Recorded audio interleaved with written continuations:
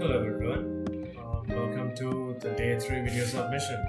So in the previous video, actually the previous two, we first created the design of our sign-in, we created the sign-up, and then in the second video we did the back-end process of the sign-up, which we connected to a database, did the validations, and we successfully input data through the create account. And today we have the user sign-in process. We also covered a remember me, a forgot password, and a password reset option all together. In this video we will go just over all of them at once, but focus mainly on the user sign-in process, and we will get into it. So first and foremost, we should have our XAMPP running, our Apache server. As you can see, it's already running. So before we sign in, we will have to create an account. So we will put test user 1, test user sign in. We'll just give it as his first name. We'll use that for the email as well. So the validations were done in the second video, so we will not do that again. So yeah, we will go ahead and type test user1 at gmail.com, right? And then we will give him a password. Same thing. It's not very safe, but it's just for the video. So here we go. Test user123. So now we'll make him a seller for once. We'll make him a seller, agree to the terms and conditions, and we will create the account. Registration successful. And we're back in the sign-in page. So we will first check our database. Give it a little refresh. Yes, we have our test user 1. Right. Then we go here. It was test user 1 at gmail.com.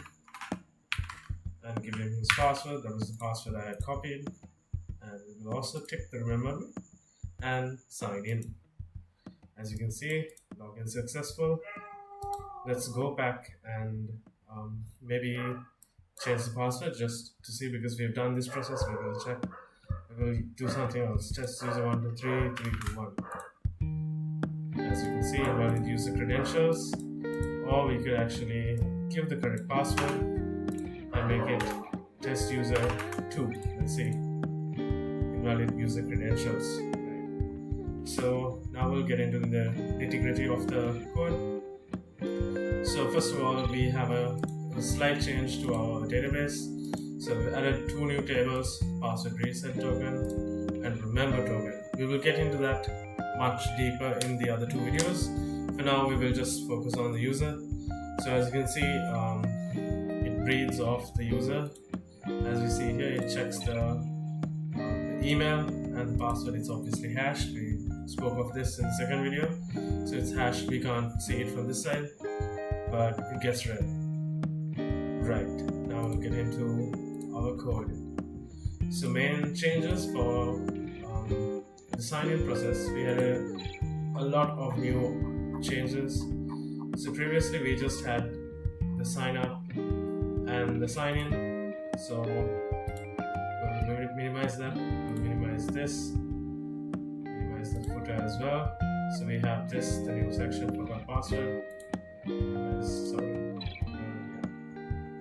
Go through that. We have some verification, reset password that will be spoken of later. As for sign-in, nothing much new in the index. It's the same as before. We have the inputs and the button as you saw earlier, but we do have a new authentication authentication functions we wrote with JS. So we'll look at that. So here, function sign in. So over here we collect the inputs, give it a value so that we can use it, and then we have the validations. All fields are required, invalid email address, and so on. So we also have a validate email, which we check the email with the database. If you remember in the last video, we had this regex. It was somewhere around here. It was somewhere around here, the validation for the email. But now we have its own function because it's going to be used a lot, so we don't need to be pasting this all the time. We can just call the function validate email.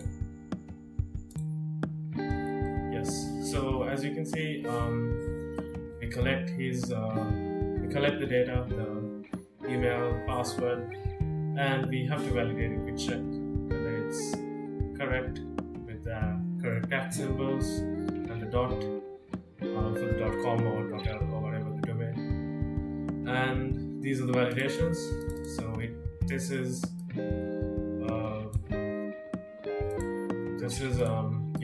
a validation to check the checkbox. So because it can only have two values, true or false, so it checks which one is correct. Which one is relevant, because if it's not, it won't give us a proper input. Right, and then we have the response of the validation. So we change this text to red and change it to green. We showed this in the previous video. If it's success, this login successful gets changed to the response text that was in the index.html was in green, so it turns to red if it's unsuccessful, and if it is successful, it turns to green. And if it is all correct, we move to home.php. We did not create a home or a dashboard yet, but we will do that in a future video. And once everything is complete, if all the checks are correct, we send a request for the login process.php, and we will move into that right now. So we have here the login process.php. So first of all, what happens is the session start is over here. We start the session, and it immediately communicates with the database. So the database is in the folder db file name connection.php, and we collect our email and password, assign it values, and then do another validation check before we put it against the database, and then we do a query search. And as previously stated in the previous video, we have this method of inputting data so that it goes in a certain order so that SQL injection isn't possible, and here we have it. And so we select the ID and all the user details based on his email, and then we check using this. We verify the password. So for that also we have sessions for each user data, and